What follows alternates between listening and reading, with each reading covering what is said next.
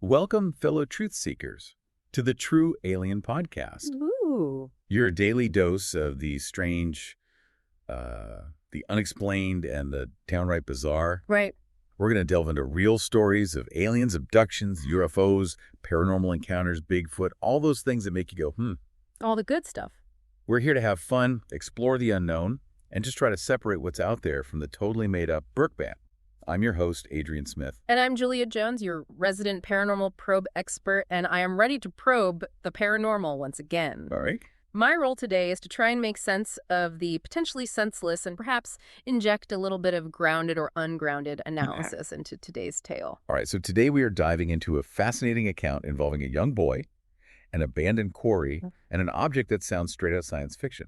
Oh, I love these. We have excerpts describing this event, and our mission is to explore what happened and what it might mean. I'm ready. All right, so imagine this.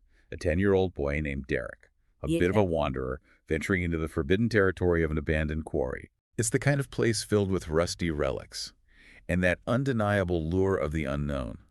But on this particular day, Derek's curiosity led him to something truly extraordinary. Ooh. What is it? So deep within the quarry, amidst all this discarded mining equipment, Derek discovered this metallic object. The description's key here. Sleek, unfamiliar, resembling a futuristic pistol. Wow. It was cool to the touch, smooth and pulsed with a faint internal light. For a 10-year-old, this must have been an incredible sight. Absolutely. So driven by curiosity, what does he do? He picks it up, presses a button. This is where things get wild. A beam of crimson light shoots out, Oh, boy. hitting a rusted metal sheet. Now, instead of burning or melting, the sheet shimmered, What? its surface distorting as if reality itself was bending. Can you imagine witnessing that? No, I can't. So the text says, Derek then begins to experiment. He aimed the beam at various objects with unbelievable results. Yeah. A pile of rocks started to float in midair. A discarded tire transformed into a shimmering holographic image of a butterfly. Wow. It quickly became clear this wasn't just any light beam. It was a reality-altering device. This is pretty incredible. It is. What's fascinating to me here is the description of these effects, right? We're talking floating rocks, holographic transformations. This, to me, suggests a manipulation of fundamental forces like gravity, Yeah. or perhaps even the fabric of reality itself, at least on a localized scale. Yeah. Also, the internal light and the smooth, cool surface of the object.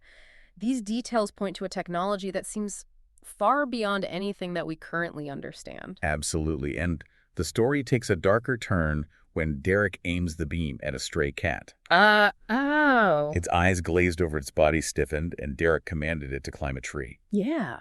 The unsettling part is that the cat, even though it looked terrified, obeyed. Yeah. This implies a hypnotic or mind control capability in addition to the reality alteration. That's a little creepy. It is a little creepy. It sure- Yeah, so Derek, understandably overwhelmed and excited, took the device home and hid it. Initially, he used it in small ways, manipulating his toys, making chores disappear, even convincing his sister to give him candy. Of course. It's that classic story of a kid suddenly having immense power. Classic. But as his confidence grew, so did his recklessness. He started using the device on his classmates, making them do his homework, give him lunch money, even convincing the school bully to apologize. Oh, no. This is where the ethical implications really start to surface. Yeah.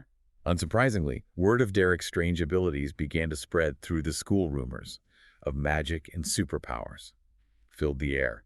Some kids were scared, others were jealous, but his best friend Emily grew deeply concerned. Emily noticed a significant change in Derek's behavior. He became arrogant, demanding, and detached from his friends. The narrative explicitly states that the power of the device was corrupting him, turning him into a miniature tyrant. Wow. This raises a key question about the nature of power and its impact on individuals, especially children. Especially. Yeah, so the situation reached a climax during recess. Derek, emboldened by his power, decided to use the device on the entire school, intending to make everyone his loyal subjects. This is a recipe for disaster. This was a massive escalation. Big time. But Emily, realizing the immense danger, tackled him, and the device flew from his hand. It landed on the ground, its beam striking a nearby tree, instantly transforming it into a towering, pulsating mass of alien vegetation. Oh, my gosh. The school descended into chaos, with children screaming, teachers panicking. Derek, finally understanding the gravity of his actions, was filled with remorse. Oh, wow. So the transformation of the tree into alien vegetation, that's a significant detail. It reinforces the idea that this device isn't just manipulating existing reality, but potentially introducing something entirely new and otherworldly. Totally agree. The pulsating aspect adds another layer of strangeness, suggesting a form of active biological alteration. Yeah, it's like it's alive. It is like it's alive. So Yeah. Derek and Emily, now united in their concern, retrieved the device and tried to reverse its effects. However, the alien technology proved unpredictable, and the transformations were difficult to undo. Oh. They came to understand that the device wasn't just a tool or a weapon. It was described as a living entity. Its power growing with use, its influence spreading like a virus. This is a very unusual characteristic for a piece of technology, Right. hinting at something far more complex. Very much so. So their investigation led them to discover the device's origins. Okay. It had apparently fallen from a small scout ship that had crash-landed in the Quarry. Oh. The beings responsible were described as a technologically advanced but forgetful species You've got to be kidding me. who had simply left it behind, unaware of its potential for chaos. Classic. This detail adds a layer of almost accidental extraterrestrial intervention. Wow. So knowing they couldn't control or understand the device, and with the aliens nowhere to be found, Derek and Emily made a crucial decision. What did they do? They chose to hide the device, burying it deep within the quarry, hoping to contain its power. I mean, what else could they do? I don't know. That's probably the best option, right? Probably. Yeah. Yeah. The narrative ends with Derek forever changed by his experience, having learned a valuable lesson about the dangers of unchecked power Yeah. and the importance of making the right choices. He knew he would never forget the time he held the universe in his 10-year-old hands. Wow. That's a heavy burden to bear. It is. So what do you make of Derek's encounter, a piece of forgotten alien technology falling into the hands of a 10-year-old with reality-bending consequences? Yeah. It's I wild. mean, it's a lot. It really is. The idea of a technologically advanced but forgetful alien race leaving behind such a powerful device is certainly intriguing. I mean, intriguing and terrifying at the same time, right? Yeah. Like, what else are they forgetting? Exactly. You know, what's particularly thought-provoking to me here is this narrative framing of the device as almost like a living entity. Yeah. You know, its power growing, its influence spreading. This goes beyond just a simple lost gadget. And it suggests a potentially symbiotic or at least self-sustaining form of alien technology. Right. It makes you wonder about the intentions or lack thereof of its creators.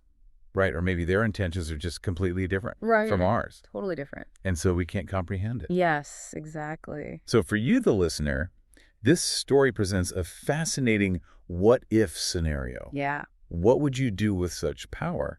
And more importantly, what are the potential dangers of encountering technology we don't understand? It's a great question. It also makes you think about the possibility of similar, perhaps less dramatic encounters happening all the time, unnoticed. Yeah, I like that a lot. Little things. Yeah, consider this. If a forgetful alien race could lose a reality-altering device, what other kinds of unintentional interactions might be happening around us right now just beyond our perception? Ooh, I love that. Something to ponder until our next paranormal probe. Don't forget to rate and follow the True Alien Podcast wherever you get your podcasts. Your support helps us bring you more of these mind-bending stories. Yeah, we appreciate you. Thanks for joining us, fellow truth seekers.